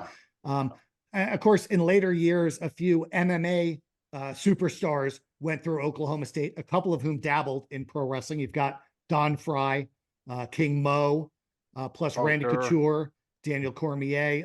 Don Kenny Fry, Monday. the greatest alpha male in the world. Can you believe Don Fry and Cortair there together in the same wrestling room? I mean, that'd be some brutal workouts in there. Yeah, I think Kenny Monday went there as well. So I watched UFC. There's funny days. story on Kenny Monday. Kenny Monday broke Jack's high school record and for pins. Oh. So we're hosting a tournament over here in Gainesville, Florida. We're trying to get amateur wrestling and colleges here in Florida. So we talked to Eddie. Okay, we'll have a fundraiser. We've raised about $20,000 to help them start their original program at the University of Florida. So in return, they want to have Sunshine Open, a tournament here. We had, when you fly Oklahoma State down, so we flew the Oklahoma State team down and pull them up and all that stuff. Kenny Monday happened to be on the team, so he saw Jack there, and then he came running over to Jack. He said, Mr. Brisco, I broke your pin record in the state of Oklahoma. Jack looked at it. Yeah, that's right, Kenny. Congratulations. But remember, I did it in 3 years. It took you 5 years, which is true. So yeah, tons of wrestlers came from Oklahoma State. A few others came from the University of Oklahoma, but definitely not as many as from Oklahoma State. Of course, we talked about Dale Lewis and Jake Hager, and we're still waiting for the Jake Hager. When Bill Watts took over promotion, he made it a point to start recruiting from his alma mater. From his alma mater, he wanted to kind of equal the stack of cards. Yeah, and Watts had not wrestled in college, but he played football. And another he wrestled in high school. He was a state champion wrestler, but the coach said they had a heavyweight by the name of George Goodner, and I mean, Watts talked freely about George kicking his ass when he walked in that wrestling room. He knew that he didn't belong in there. Right. The other football player at the University of Oklahoma that went into pro wrestling was, of course, Wahoo, Ed McDaniel. From Midland, Texas. Again, Texas, they're due from the Midland, Texas. But wasn't until he went to Oklahoma that he, was on the path to stardom. Yeah. Wahoo, the character of Wahoo developed. Of course, everybody's heard the story where Wahoo ran a marathon, 32 miles for a 6-pack of beer. A football player said he couldn't do it. Wahoo not only did it, but he did it barefooted. He got a 6-pack of beer, and TV coverage and everything was at the finish line when he finally crossed the finish line. He ran a marathon barefoot? Barefooted, yeah, in Oklahoma. Down the state highway. Wahoo once threatened to chop me in the middle of a bar if I didn't take off my New York Yankees cap. You took it off. You're darn tootin' I took it off. There's no other character like a Wahoo McDaniel. There's so many Wahoo stories in the way. I mean, he was a guy that I love getting in a car with because you knew you were going to laugh for 300 miles or whatever the length of the trip was. And he was such a great guy and what an athlete. I mean, the old story, he gets drafted into New York Jets and he's playing there and he's the most popular player on the Jets.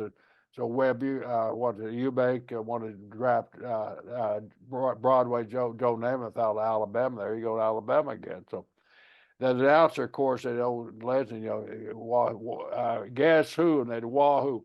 Wahoo, John, before he hated me, he was the first NFL football player that ever had his nickname on his jersey, on the back of his jersey. They had Wahoo on the back of his jersey there. But when Joe came into town, the Sonny Warburton and Eubank got together and said, "Hey, we can't have 2 stars there." So that's when they shipped Wahoo off to Miami, which was wrestling gain at the time. Wahoo got pissed off and doing wrestling full time. Wow, where do you get the name Wahoo? Where'd they get it was Indian, and then back in the racist people would just call you your name. racist white men were just called in half breed or whatever, and he ended up with Wahoo. It was even in the book I got, and I used to piss Wahoo back off all the time. I wish I could find it, probably worth a fortune. But when back in Oklahoma, the colleges used to give certain high schools that excel, tickets to they probably did the same, tickets to the football game. You got to go down on the field after the game, meet the players. I had a program, and I was in Blackwell at the time. We chose to go over to Norman, and you get to go on the field. I went, of course, Wahoo was my hero. I'm a Native American. He was too. So I go up, and he actually signed my program. And I know still got that thing right. If the rats hadn't eaten it, I got it around here somewhere. I used to kid Wahoo about that. Man, don't ever tell me. That'd make me sound so old if you got my autograph when you were a kid. So he hated that story, but that's the true story. Was Watts the one that ended up recruiting Doc to come into wrestling? I imagine so, because he actually starts, I believe, Williams' first pro matches are in the summer between his junior and senior years, because I think he was playing football in school, but not wrestling. So the rules about amateurs were such that it wouldn't affect his eligibility to play football his senior year. But he just wrestles for a couple of months in the summer, goes undefeated, and then comes back the following summer after graduating, and it becomes Dr. Death. He started the biggest riot at a wrestling match in Oklahoma State history. Did you have access to that story, Al? I don't think I know that one. Do you have the details? He was wrestling this heavyweight, of course, and the heavyweight's brother was a football player at Oklahoma State. So they lock up Hellman Steve lock up. I can't remember the guy's name. It's in a lot of archives in Oklahoma wrestling, and so he pins a guy, but the guy takes him down or something like that. When the guy takes him down, Steve gets up and sees a bullheaded guy, and he pushes the guy, and then here comes the kid's brother, goes to take a swing at Steve. Wrong thing to do. Steve nailed him, knocked the guy out, and then the bleachers emptied. Man, the shit was on. They had to stop the matches. They called him, man, stop the matches, clear everybody out, and continue the matches later on. That was Steve. Well, that was right up Watts' alley to get a guy like Doc. That was Watts' kind of guy. Absolutely. Exactly. He liked the tough guys that could hold their own outside the ring in case it came down to it. You hear all the stories. And of course, Jim Cornette tells all those stories about the Backroom in the Mid-South venues where they would take fans that assaulted the wrestlers and have a little 5-minute lights out match. That wasn't only in Mid-South. That was just about all over the South. I mean, it happened in Carolinas, happened here in Florida, it happened everywhere that I was at. They had a place. Okay, you want to go? Boom, throw them in a room, and a couple of guys knocked crap out of them. Okay, you happy now? And toss them back out to the crowd so they could see the bloody eyes and all that stuff. Yeah, the police would bring them back. They did let them go back and watch the matches, so that was big of them. Yeah, the police would do that down in Texas. They just you want to see them, and then bring them back to the backstage, and they didn't care. Different world back then. It was definitely. So tell us a little bit more about Dr. Death, Al. How did what was his deal? Well, so he actually got the nickname Dr. Death in high school. He had broke his nose, but he was still playing sports, and he wore a hockey goalie mask in order to not hurt his nose anymore to protect it. So they just took to calling him Dr. Death, based on that hockey mask, I guess, from the Friday the 13th movies that just come out maybe around that time. But I mean, this just an incredibly focused and just from the word go was just always full speed. And I think that's why he formed such a memorable tag team with Ted DiBiase, because DiBiase was a lot more of a walker and talker, even though he was very athletic. He grew up in the business. His father was a wrestler, so he understood, that when it's time to slow things down. But then, when you make that hot tag to Doc and he just comes in, just a house of fire nonstop, probably to the point that half his opponents were like, relax, relax, relax, hold up, hold up. Everything he did looked violent, and that's probably because half of it or more was violent. Yeah, You Dr. mentioned Gordy. DiBiase. Is that who Leroy won his title from, DiBiase's dad?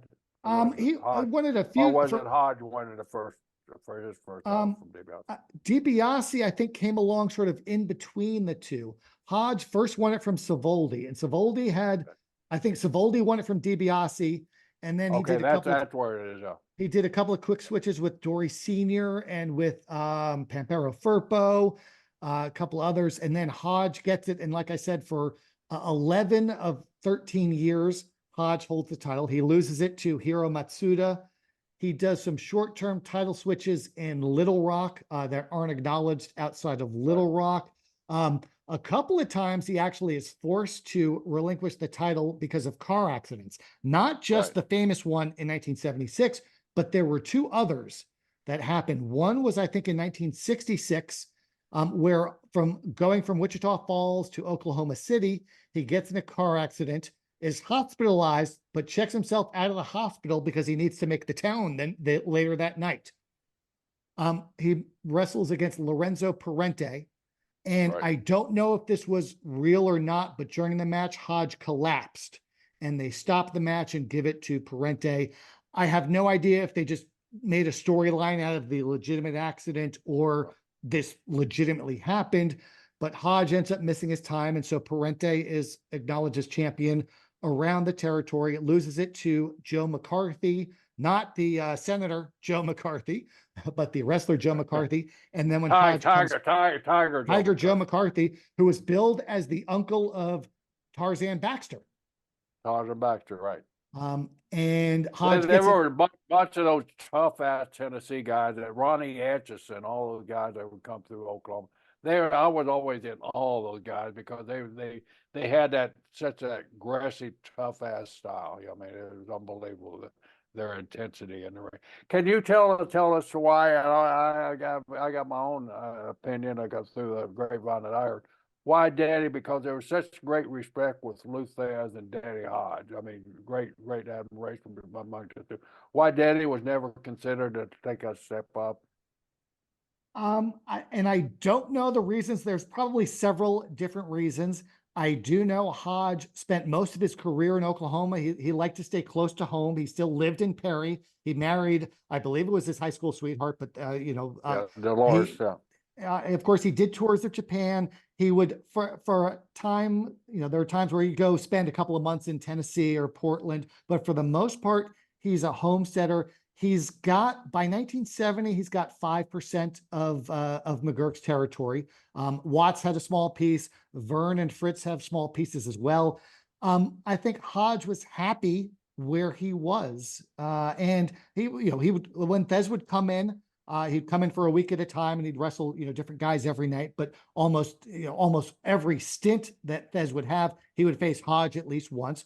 But I think Hodge liked being, I guess we'll call it a big fish in a small pond, not only referring to the Oklahoma territory, but also the division he was in. He liked being the kingpin of that division, whereas he might not have had a long run as world champion. He might have just been a guy to win it from Thesz, only to drop it back to him. So he just seems to be happy where he was. Yeah, my dream, of course, I was to be junior heavyweight champ, to be like Daddy Hodge, and Jack's was, of course, to be like Lou Thesz. He had higher aspirations. If I'd known the money separation at the time, I probably would have too. But thought, Daddy being my hero as a kid, I always wanted to win a title, but I wanted to win it from Daddy. When I finally won it, I won it from Thornton, which was Les was a great champion, but he wasn't no Daddy Hodge, and that was my biggest disappointment. I didn't get the right opportunity with Danny during my time. So Al, before we go, so what's your take on Bill Watts getting the territory from Leroy McGuirk? So I've read Watts's book and seen a lot of the interviews he's done. Of course, Leroy's daughter, Mike, was on here a couple of years ago. I listened to that. She's not as public, as Watts was. So there's not a whole lot where you get her side of the story or her dad's side of the story, but I've also spoken a lot with Gil Culkin, who was the son of George Culkin, who was the Mississippi promoter. So Pinky George, right? Is that Pinky George Carkin? Not he wrestled as George Curtis. Okay, George Curtis. Yeah. But he ran the Mississippi towns for Leroy. For Leroy, yeah. Yeah, he ends up splitting from Leroy, but then when Watts gets things going, he takes Culkin with him. I just don't know the facts as to what happened, but what I will say is this. The last show they ran in Tulsa before the split, the card, and of course, Watts took over Louisiana and Mississippi, and Oklahoma would stay with Leroy. So the last show in Oklahoma, it's the guys that had been working the territory plus 3 new people. And that was Brian Blair, and I forget the other 2, but all 3 of them won their matches against guys that would stay with Watts. So at the very least, it looks like Watts let Leroy say, okay, these are the guys you're going to push when you have your own territory. Let's build them up with wins over, some of the regulars to give them a head start. And either the following week or the week after, Watts lets Bob Sweetan, and I think Mike George work a main event for Leroy in Tulsa after the 2 companies had separated completely. So while I'm pretty sure there was some bad blood along the way, and it wasn't a very nice, okay, you go your way, I'll go mine. By the end, both parties were resigned that, okay, this is happening. What can we do to set both parties up for success as we split it, as we split up? So there, at the very least, there is that. But it seems that Watts had his eyes on Louisiana and to a lesser extent, Mississippi, an area that Leroy was not as familiar with because he knew Oklahoma and Arkansas. He knew northern Louisiana, Shreveport and Monroe, but those are culturally very different from New Orleans and Baton Rouge.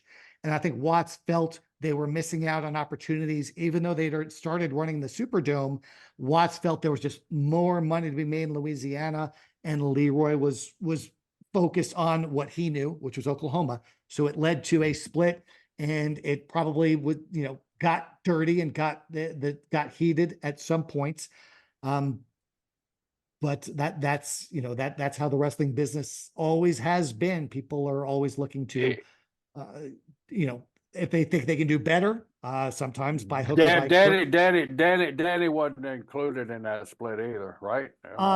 He retired in 76. I had mentioned he owned a small percent by 1970. I think when Watts comes back in 75 is when he starts buying everybody out. I know there's a story in Watts's book where they acquired Vern and Fritz's pieces for pennies on the dollar. What they did, and Watts admits to this in his book, so I'm okay saying it. The owners used to get distributions every year based on the profits of the company. So Watts convinced Leroy to stop doing the distributions and just say the company isn't doing as well. Meanwhile, he had Leroy give both himself and Watts raises that were equivalent to what they would have been distributing out. So they're not missing any of their distributions. And they're convincing Vern and Fritz and possibly Danny that the territory is struggling. They then take that money they made with an additional salary and use it to buy out Fritz and Vern. Yeah, Bill said that on our podcast, our story here. He told the exact same story. He said, I used their money to buy them out. Yeah, so yeah, it's not a secret. Not a secret. He's open saying that. So if he's open saying that, imagine what he might not be. What he might not want to admit to. Man, I don't know, but Bill was great on our show, and that's all you can go by, And Bill told the story. He didn't want to do business with them, and he used their own money to buy them out. So it was. Yeah, and then of course Bill takes Louisiana and Mississippi and absolutely sets it up, lights it on fire in a good way. Absolutely. Puts things around behind JYD over there, and just pushes a black wrestler in Louisiana, Mississippi. Well, what a lot of nerve he had to have to put put JYD into that position. I mean, during that time frame in our country. It is, and this is a business where there were always black wrestlers as part of the babyface roster, but they were never the guy. They were never the top guy. You look at even in McGuirk's territory a few years earlier, Pork Chop Cash, Tom Jones. Jones. Yeah, Tom Jones had done really well in Mississippi and Louisiana, and so Watts really just goes further than anyone in the South had been able to do on a major level. Well, Al, thank you so much for coming on the show. Can you come back and talk about anything but Oklahoma? Well, we made before we went on the air, I made a promise. I said, if you're happy with this episode and how it goes, that not only would I love to come back, but we would let Mr. Layfield choose the topic or choose the area or choose the territory. So the ball is in your court, sir. I would love to come back on. I can choose that right now. Okay. Anywhere but Oklahoma. Anywhere but Oklahoma. And I'm saying, you're saying, I'd like West Texas. I mean, the Funks and who was the guy before the Funks that brought the territory out? Doc Sarpolis. Yeah. And that's such an interesting area, and it's like the Wild West. So I think our fans would really be interested in it. Plus, Terry Funk is an endless character that we can discuss all day long. So here's to you, Terry. If that's all right with John, now West Texas, and maybe get down and even into the El Paso area there, and the Guerreros and all those people. Because there's Ricky Romero, there were several other guys that was involved. But you mentioned Don Slatton. I got a story of Don Slatton. When I go out to West Texas, they bring us in, beat us for a week, but we go around, and I was in Slatton. What was it? Lubbock was his town. Was it Lubbock or Abilene? Slatton's town was Abilene. Yeah, he's a bail bondsman there also. Yeah. So I had like a 5 a.m. flight leaving Texas. Thank goodness I could get out that early out of Texas. So he had a flight too, and he said, "Hey, I'm going to the airport in the morning. Instead of getting a hotel, why don't you stay at my house?" I said, "Great, thank you very much." It'll save me $50-$60 a hotel, whatever hotels were back then. So I went there. His daughter was away to college, so he said, "You're sleeping in my daughter's bedroom in there." I said, "Okay, cool." So I go in there, and there's 1,000 dolls in the bed, lining the wall from the floor to the ceiling. And it's lightning that night. And every time it lightning would go, every one of those eyeballs would come to life. That was the most miserable night I ever had. I thought I was in a ghost town there. I mean, I couldn't sleep because I'd see an eyeball look at me here, and then all of a sudden, lightning, there'd be an eyeball look at me.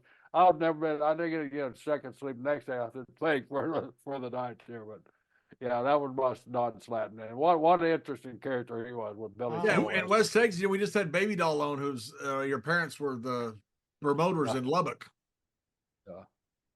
So Slatton once wrote a speeding ticket to Santa Claus, or to a man dressed as Santa Claus who was speeding. Real kid, no.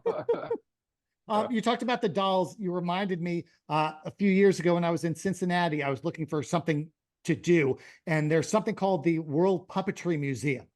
So I says, okay, that sounds cool.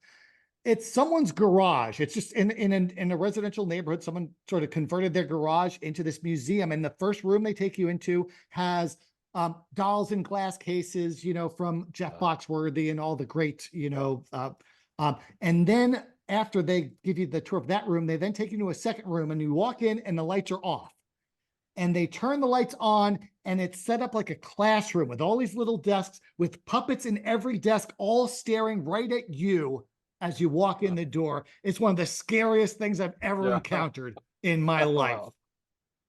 Wow. And they'll scare you, man, especially at night. Those Chucky movies do it to me too. Cool.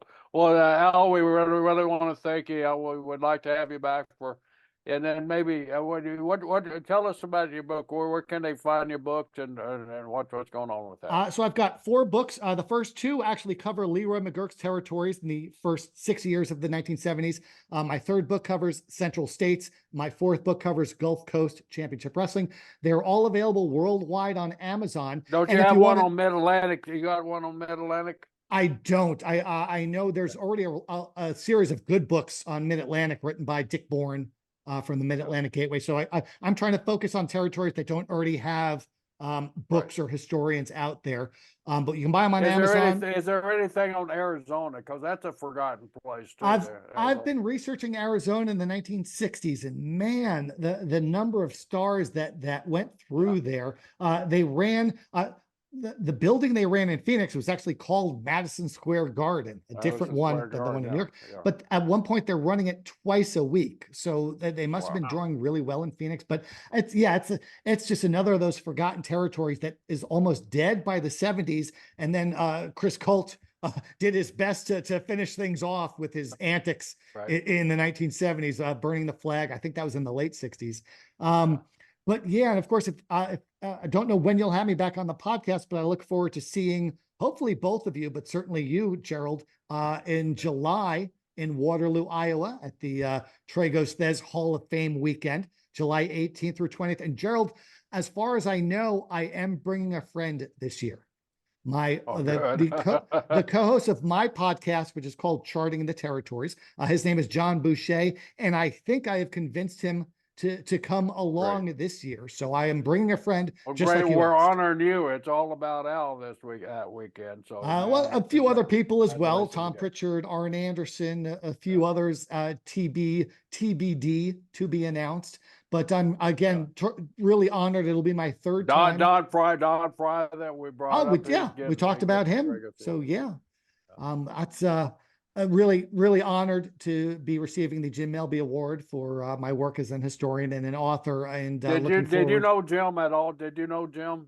I did not. I sort of came towards the end of that first generation of historians. I've gotten to speak with a lot of the other Melby Award winners, Greg Oliver, Steve Johnson, and some of the other great historians. Usually my first contact with them is, look, I'm new at this and I have this cockamamie theory. Hear me out. And the fact that all of them at least listened to me before telling me I was crazy, or helped me point me in the right direction to determine that I was crazy, but in at least one or two cases I wasn't crazy and I was right. It's really great to see them welcome a youngster. I'm 53 years old, but in that community of wrestling historians, I'm a relative youngster. So I'm honored to be in the same Hall of Fame as them. Oh, welcome to it. And then speaking of welcome you, and speaking of pointing you in the right direction, how did you get involved in this crazy world of professional wrestling? What was your upbringing and why and how? Because you seem on the surface like a very intelligent young man. So, I was actually just talking with Brad Balukjian, who wrote that new book, The Six Pack, about wrestling. And I was telling John about that earlier. I'm just starting that book. And in my interview with him, I said, I love this first book, that Six Pack, where he gets the wax pack, wax pack of cards. Telling John, and he follows every guy that comes out of that wax pack. But to tell you about my start, I grew up in New York, but I was visiting my grandparents in Florida when I was 8, 9 years old. I was flipping through the channels on the TV, and I saw this man, and he was just talking. I had no idea what he was doing. I didn't even know at the time it was pro wrestling, but he had just had such charisma, and I was just drawn to him. And I said, I don't know what this is, but I want to do it. And that was Dusty Rhodes doing a promo on probably Georgia TV. So I just sort of slowly got into wrestling from a fan's point of view. Would drag my sister to Madison Square Garden in the mid 80s to go see matches. I ended up moving to North Carolina in the early 90s.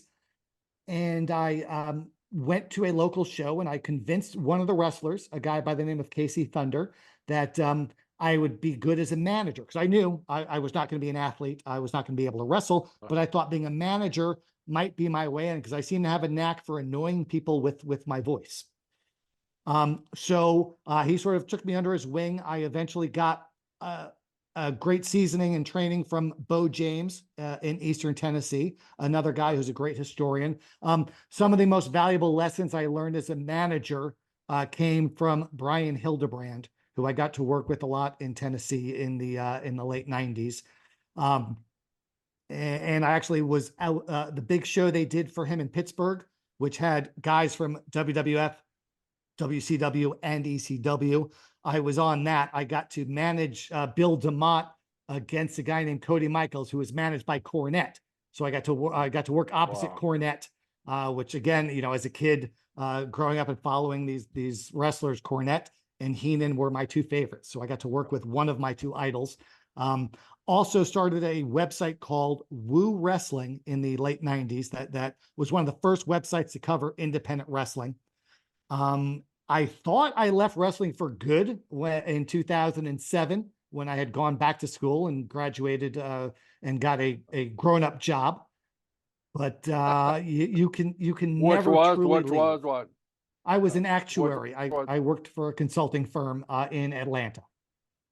But somehow, some way, my mistress my mistress kept a grip on me, and I got back into managing in 2015.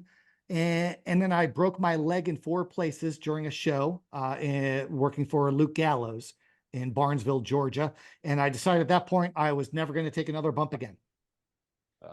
So I became an historian, which is a much safer way of still being involved in wrestling. And it led you all the way to the Hall of Fame in Waterloo, Iowa. There you go. From And Great thank you so Great much, Neck, New Al. York, where the most famous pro wrestling personality to come out of Great Neck, New York was Andy Kaufman. Yeah. Years later, but we went to the same high school years apart. So from Andy Kaufman in Great Neck all the way to Gerald Brisco in Waterloo, it's been quite the journey. And I've both loved and hated it, sometimes at the same time. Oh, Jerry Brisco?